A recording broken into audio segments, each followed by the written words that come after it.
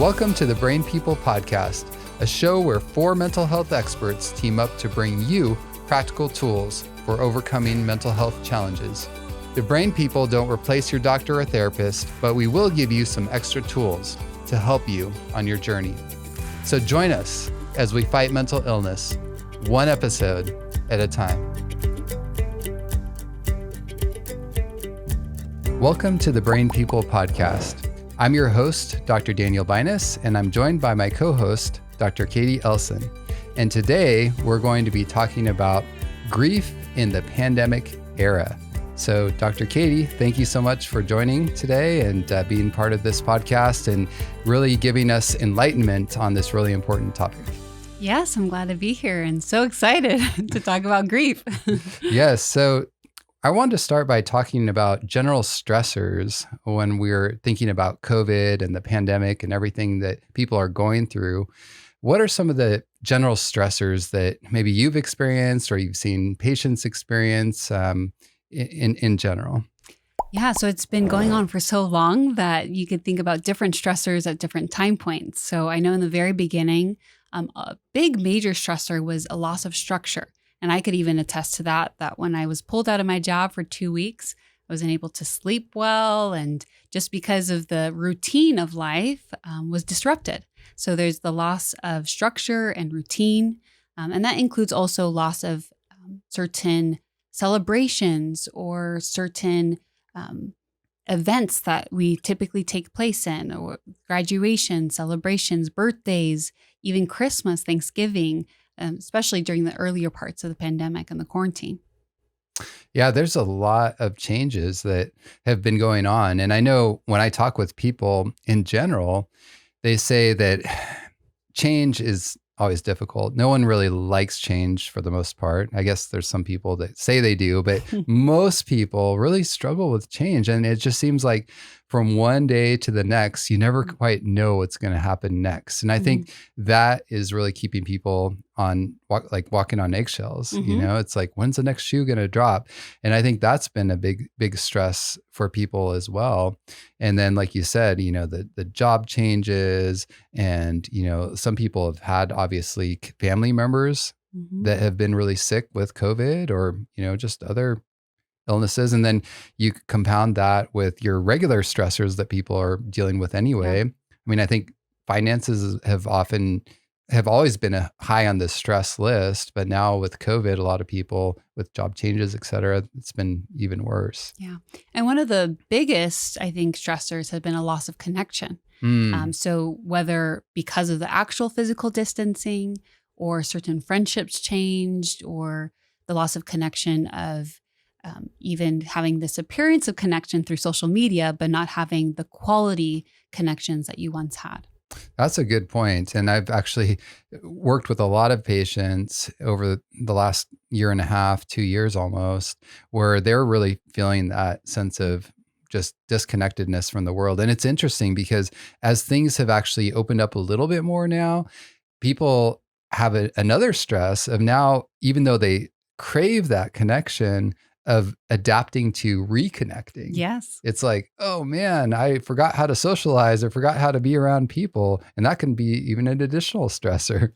Or who's comfortable now with certain interactions. If I want to hug someone, if I want to give them a fist bump even, what's their comfortability in connecting as well? That's a good point. And should I wear a mask? Should I not wear a mask? I mean, and there's all these social norms that people are like, okay, I don't know what is the new normal now. And so all these things become really confusing for people. And, you know, I've had some people are like, oh, even though I want to be out with people, I'm not even ready. I feel like I need to kind of get a whole new lease on life or way of dealing with society now. And that's stressful. And when you mentioned kind of dealing with society, I think another big stressor is understanding and trying to figure out what is truth, right, with the news and, you know, what is the mainstream society telling me? What can I believe about the virus? What can I believe about the mandates? What can I believe? Fill in the blank. Yeah. Yeah. I mean, that makes me even think about when I was, it's kind of, I guess, at the height of a lot of the stressors where you had the presidential election going on, and you had all these different political stuff plus COVID. And there was a lot of confusion. And I was talking with a lot of patients, and a lot of people were spending significant time just like researching and trying to figure out what is going on and who do I believe in what. And I noticed myself getting sucked into that.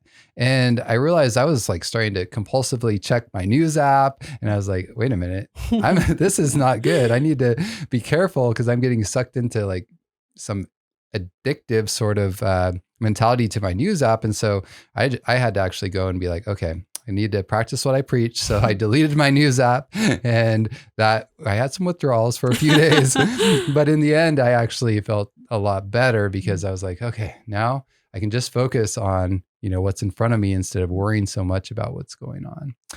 So of course, our topic today is not stressors related to COVID, but it's actually grief in the pandemic era. So how does these stressors, how does that relate to our topic today?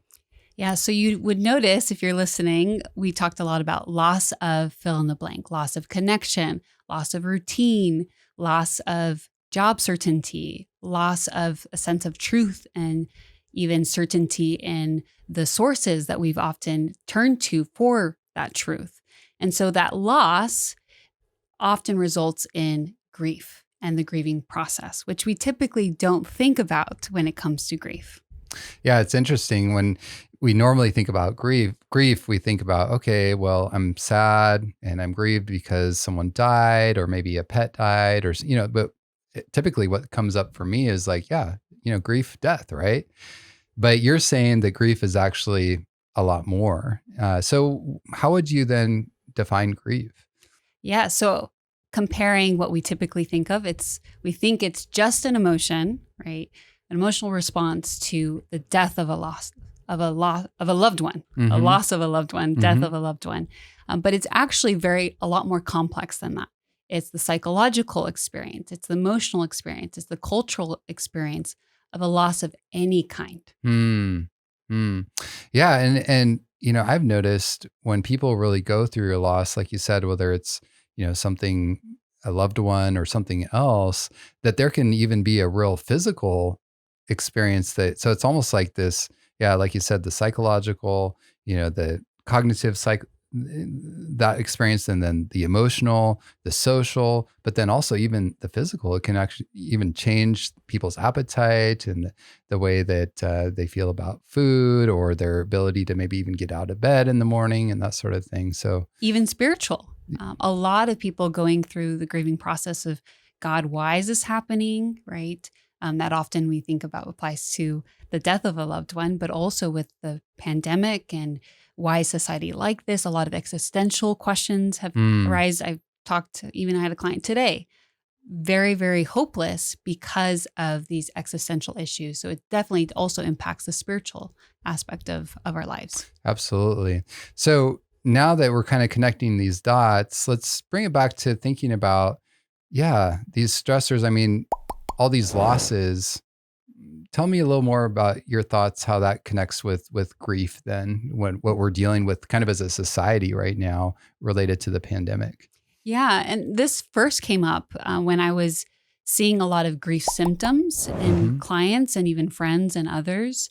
And grief often gets confused with depression, but grief is very situational, right? It's specific to whatever you're grieving the loss of versus depression's more general. And since I started seeing these symptoms, it looks like grief, but they didn't lose a loved one. You start realizing, okay, this is tied to the loss of other things. And we can further elaborate on that by looking at the different types of grief and of losses. And I found this really interesting because when I was working with veterans, I remember when talking about trauma, there's a lot of definitions of, well, how do you define trauma itself? And one of the things that came up, was kind of controversial in the trauma research, was miscarriages. Is miscarriage identified as a trauma, as a death? And that's really related to losses because there's things that they call disenfranchised losses. So these are losses that are not recognized or acknowledged by society. It's not deemed as, quote unquote, a loss. Interesting. Yeah. So these are it sounds like things that other people might be like, well, that shouldn't be that big of a deal.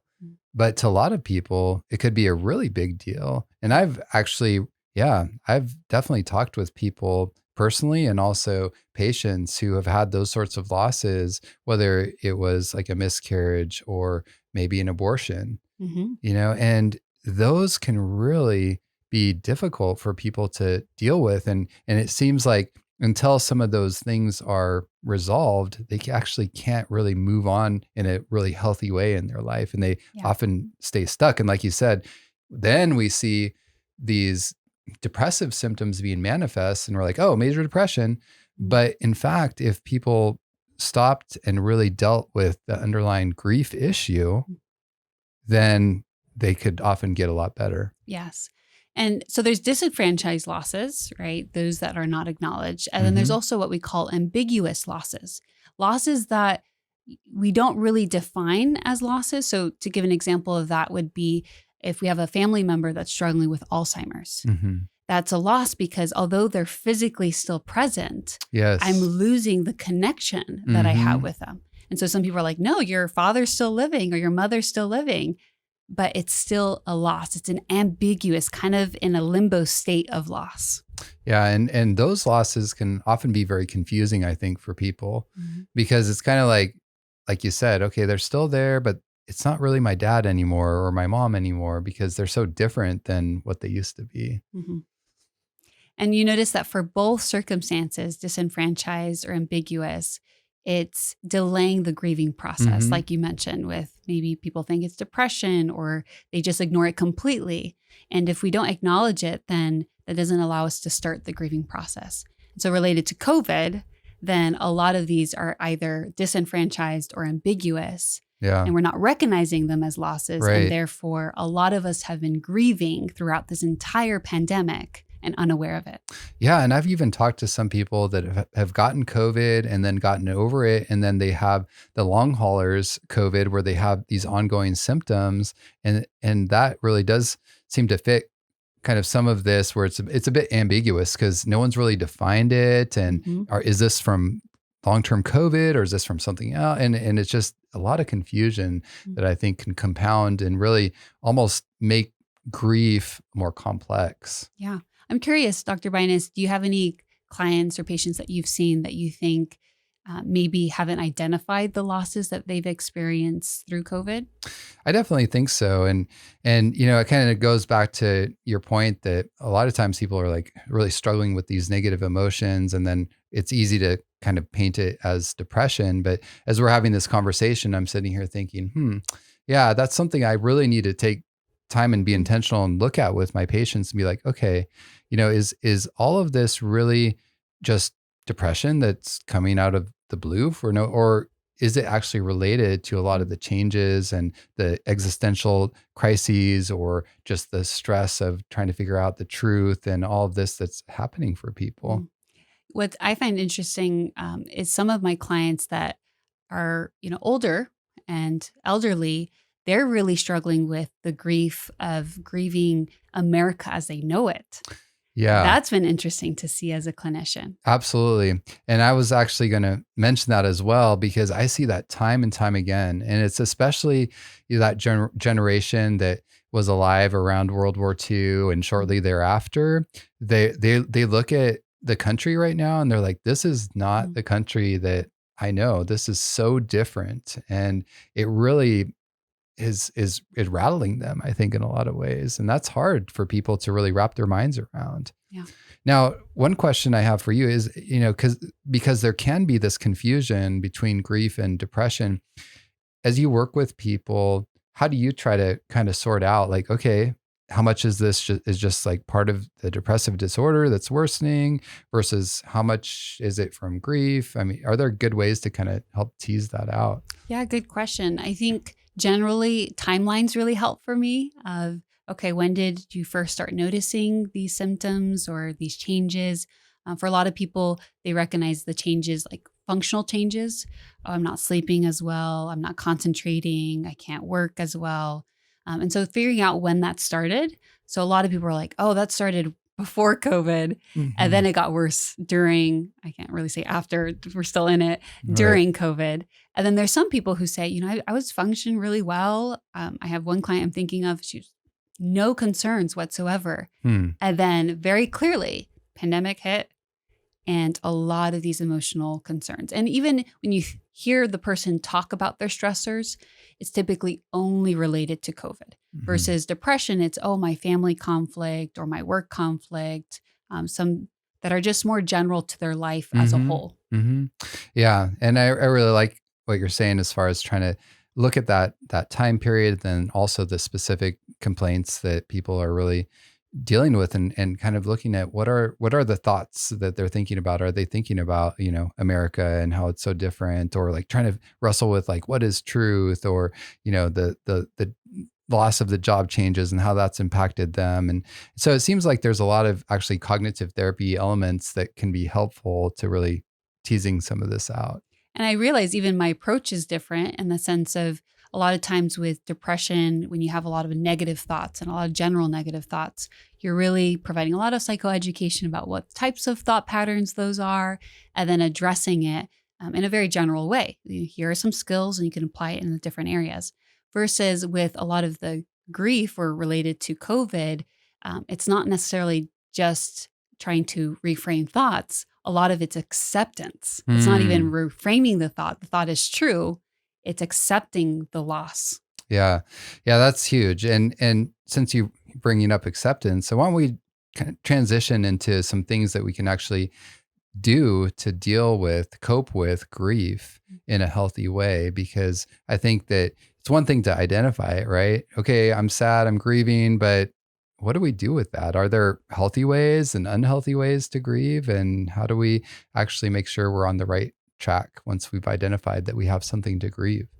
Yeah, so I like to think about 3 A's, kind of keep it simple, things that we can remember, AAA. The first one is accept.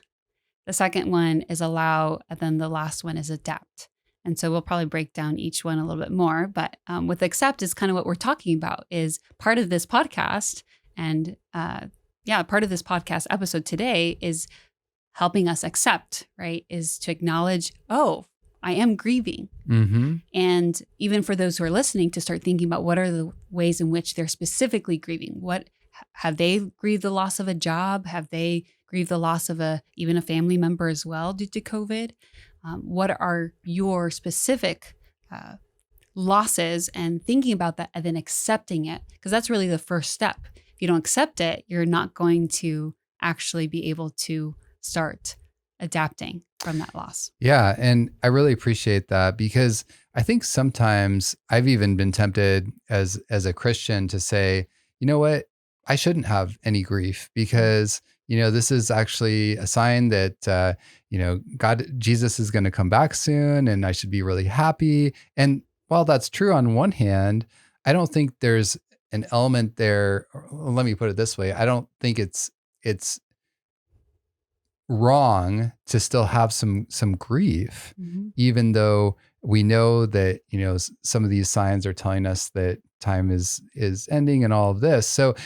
So I think that acceptance, and I'm really personalizing this right now for me, is it's important to realize, like, it's okay to grieve, even though there potentially is a silver lining here. And I don't need to be in denial and feel like a bad Christian or something because I'm saddened by some of the things that I'm seeing going on around me. Yeah, I always tell my clients, don't jump too quickly to the reframe or to the silver lining. It's okay to be in that moment with the grief, sitting with it. Especially because if you think about it, grief is actually a blessing. They say those who hurt deeply love deeply. And so whenever you're grieving something, it's showing you that it's something of value, right? You had something of value to grieve about. So if it's a job, I'm grieving the loss of a job I really enjoyed. That's a blessing. If it's somebody that I love, I was able to connect with someone and love someone deeply that I hurt deeply as well. And so not jumping too quickly and just accepting, okay, I'm grieving, and that it's okay.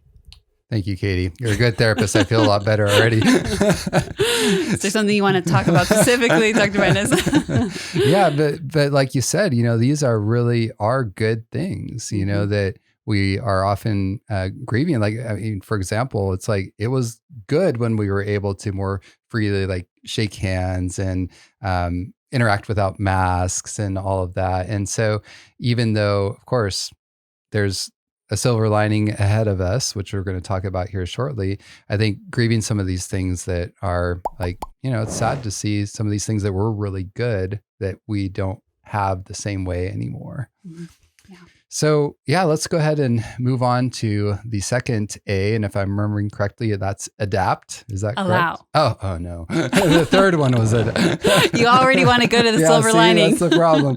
All right. So with, us guys, we're always problem solvers. We want to jump to the solution right away. So, okay. So you said so the first one was accept and then allow. Okay. Yes. So tell me more about allow.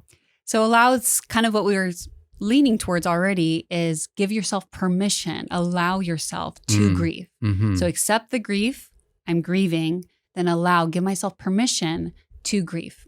Now, what does that look like? I mean, does that mean I should just sit around and cry for a couple of days and allow myself to just, have tears and all of that? Or can that look different for different people? I mean, what does that look like? Yeah, it definitely does look different for different people. But basically, it's if that emotion comes up for you, not shooing it away, not suppressing it, allow it. If that comes up as tears, cry, right? If it comes up in conversation, you want to talk about it with somebody, talk about it. But it's not trying to invalidate your experience. It's not trying to say, oh, it's not important, or I'm being dramatic, or it's an ambiguous loss, so it doesn't matter. No, however it's coming up for you, allow for yourself to express it, including if it comes up as anger, if I allow myself to express the underlying sadness, then that's actually going to help in actually reducing the anger, which often it results in as a way of like exploding your emotions. Yeah. And I like that, because I think sometimes we're like, okay, sadness is okay. Anger's not okay. Anxiety is not, it's like, but I think it's important for us to actually identify those emotions that are coming up, allowing ourselves to feel them, but then channeling them in a healthy way, instead of like with anger, for example, we don't want to be destructive, but constructive with our anger. And I'm reminded, even thinking about that, the Bible even talks about be angry, but do not sin, right? And it even talks about God being angry sometimes. So, I think in the grieving process, what I've seen people go through is sometimes they just vacillate between different emotions. It can be sadness at one moment, and then sometimes it can be, a sense of anger. Sometimes it's more of almost a sense of like hopelessness, and sometimes it's like this resignation, like, okay, well, I just have to accept it and move on. But allowing yourself, there's a value, I think, in allowing ourselves to experience it. Because if we just, what do you think happens if you just stifle these emotions and suppress them? Explosion. So our body tries one way or another to express it. So if you don't do it naturally, it'll come out as somatic symptoms, so very physical bodily symptoms. Some people will say, oh, I have an upset stomach, or I found myself having a lot of muscle tension, or it'll come out in other ways that can be destructive, as you mentioned. And so allowing it to come up as it comes up helps it to naturally flow. It's like if you think about like a dam, right? You're holding back. Pressure is being built up versus allowing for the water to naturally flow. That makes sense.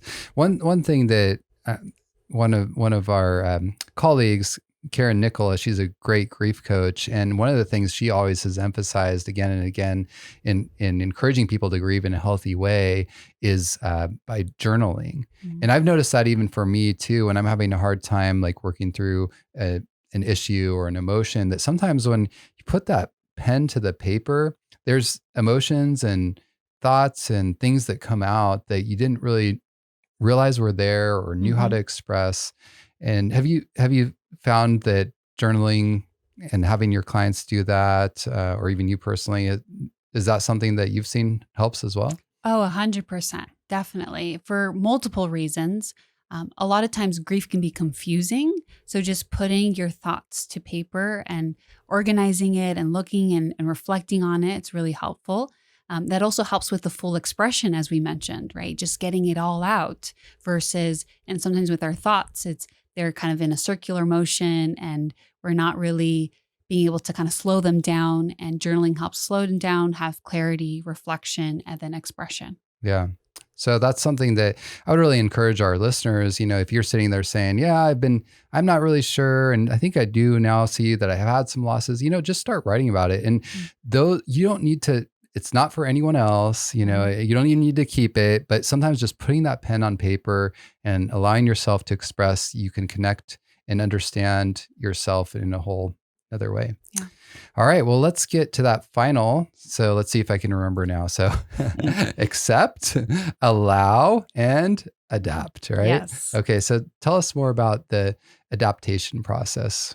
So a part of the acceptance and allowing is really adapting, is saying, okay, reality is I have lost XYZ, right? I have lost a family member, I have lost that job or that sense of routine, or even as a society, we've lost this sense of truth or certainty or whom we can trust.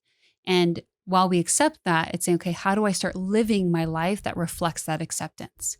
So for example, a lot of people will, if they try to suppress their emotions or, they try to not think about that loss, they actually will try to live in a way that doesn't acknowledge that that loss has actually taken place. Mm-hmm. So for example, with the loss of a loved one, right, they might still be, I'm trying to think of an example here. They might still be doing certain things, planning for certain things without finally taking the step of, okay, this person's no longer here. I need to start adapting to my new life without it. Making some changes that are related to the loss that you're dealing with. Mm-hmm. And I'm thinking even like with a job or, the way that we have to deal interpersonally, instead of just being like, no, I'm not going to change. I'm just going to keep doing it the way that I've always done it. That could actually be maladaptive and cause maybe conflict with other people, or maybe it could actually just make you very inefficient in what you're doing.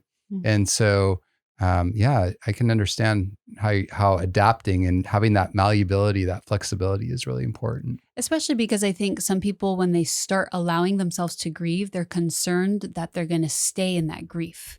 So if I'm crying, I'm going to be crying and crying and crying and crying.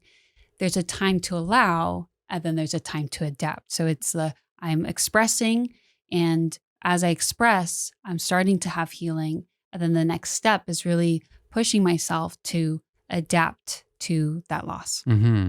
So yeah, as people adapt to kind of a new way of life, what other elements do you think can help people get into that mode of change that's a healthy change and really living their life despite the loss? And I don't like the term, let's just move on, but I think, moving forward with your life in a healthy way. Yes. And I'm glad that you mentioned that, because one thing that often gets in the way of adapting is thinking that adapting means forgetting. So move on is forgetting about that loss, but it's not. It's moving forward is actually taking that loss, saying that relationship that I had, that job that I had, the way that I used to view society, that can actually fuel my future and the decisions that I make and the way that I choose to live life. And so it's not, that loss doesn't become a loss. It actually creates opportunities for the future to live a more meaningful life. And to learn, right? And to grow. And I really like that. And I'm thinking about, going back to our classic loss and grief idea of losing a person. One thing that Karen Nicola often brings up is this idea of turning grief into gratitude. And of course, you're sad that person is no longer there and you can't experience life in the same way with them and all of this. But there's so much more to focus on, like, wow, it was amazing that I had those experiences with that person. And then also the whole idea of like, okay, maybe that person was really kind or caring. And so I want to foster that in my own life. So I think there's so much, and of course we're talking about other types of losses, but I think even in that, there's ways to find the silver lining, to find things to be grateful for, which I think is huge when it comes to adapting. Yeah.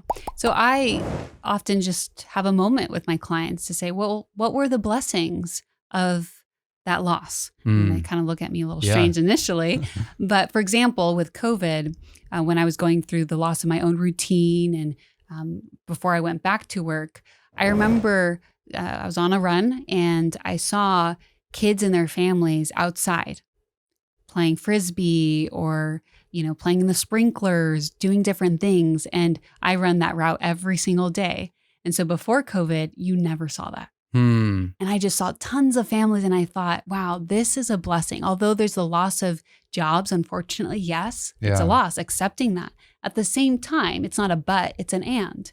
At the same time, wow, there are some people that have been able to experience even greater connection with their loved ones and more time to spend with their loved ones. Again, they didn't want that time because they're out of a job, but at the same time, we could still see blessings as a result of the loss. Absolutely.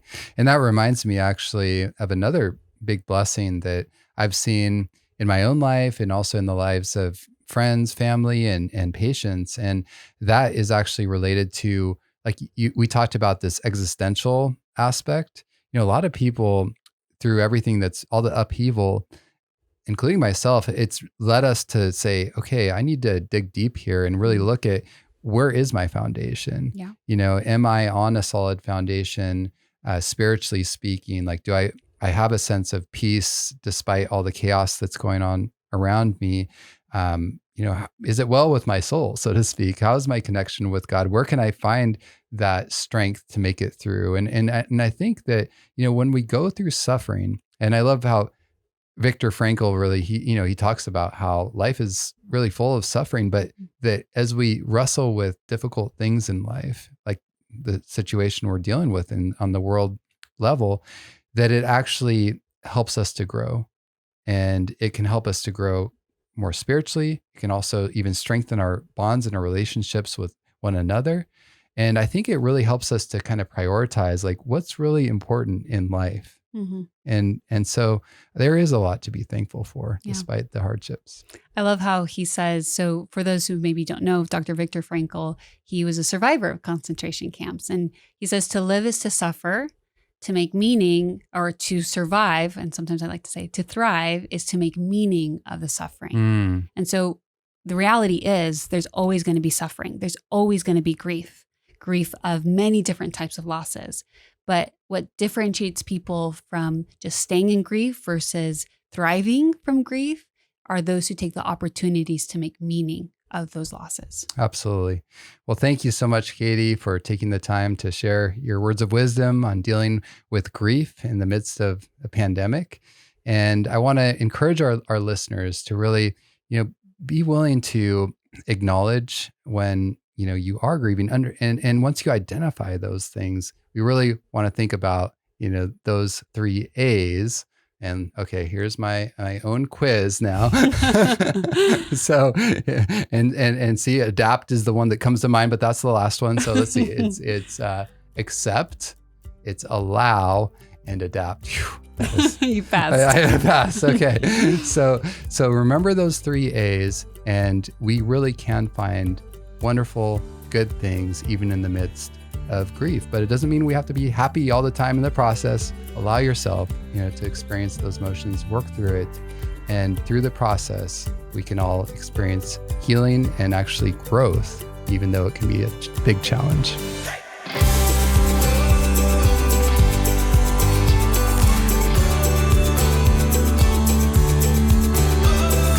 Thanks for listening. To hear more episodes, find us on social media, or support us financially, visit thebrainpeoplepodcast.com.